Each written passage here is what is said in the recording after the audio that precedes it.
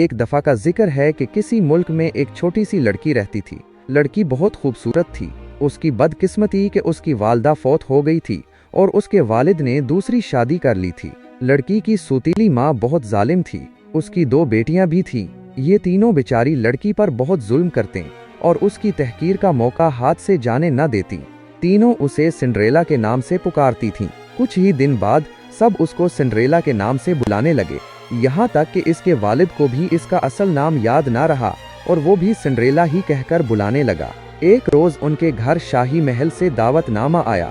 دراصل بادشاہ اور ملکہ کو شہزادے کے لیے ایک خوبصورت لڑکی کی تلاش تھی۔ انہوں نے ایک بہت بڑی دعوت کا اہتمام کیا اور ملک کی تمام لڑکیوں کو اس میں مدعو کیا تاکہ شہزادہ لڑکیوں کو دیکھ کر اپنی پسند بتا سکے۔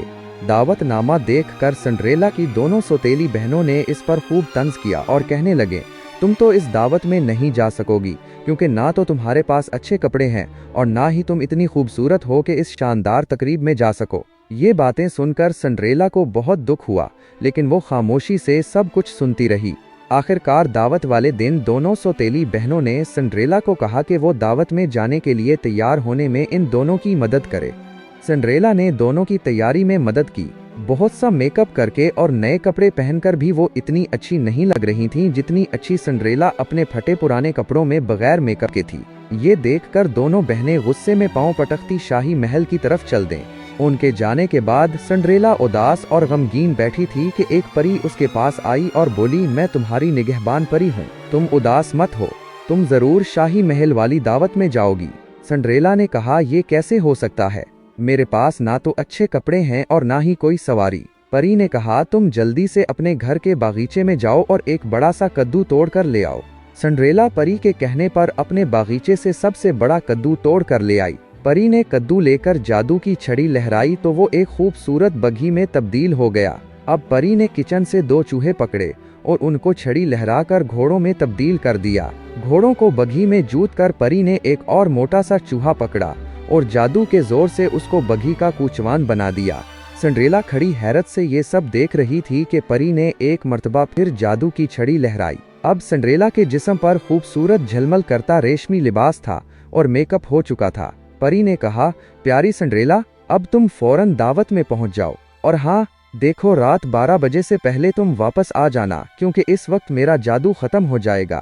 سنڈریلا نے پری سے وعدہ کیا اور شاہی محل کی طرف چل دی۔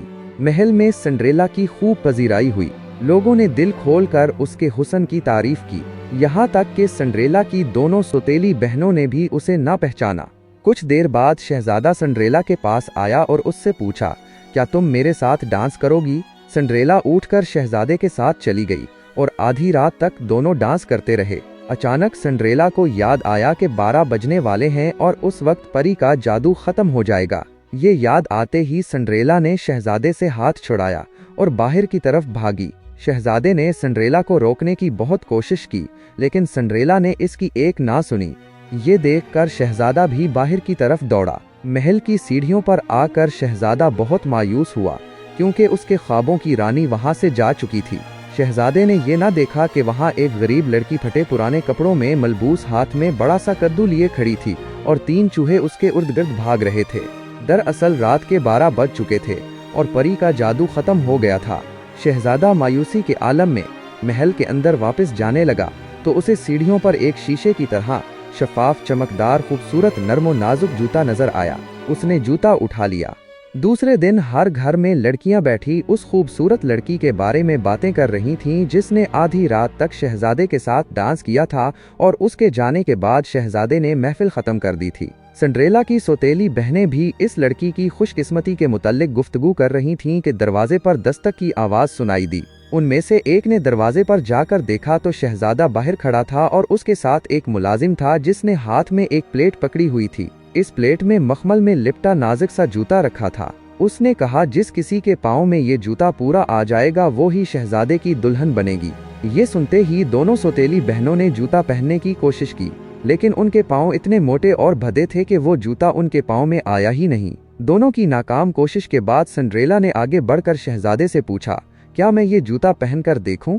شہزادے نے ملازم کو اشارہ کیا اور اس نے جوتا سنڈریلا کو دے دیا۔ सिंड्रेला ने जूता जमीन पर रखकर उसमें पाँव डाला तो बड़े आराम से उसे पहन लिया।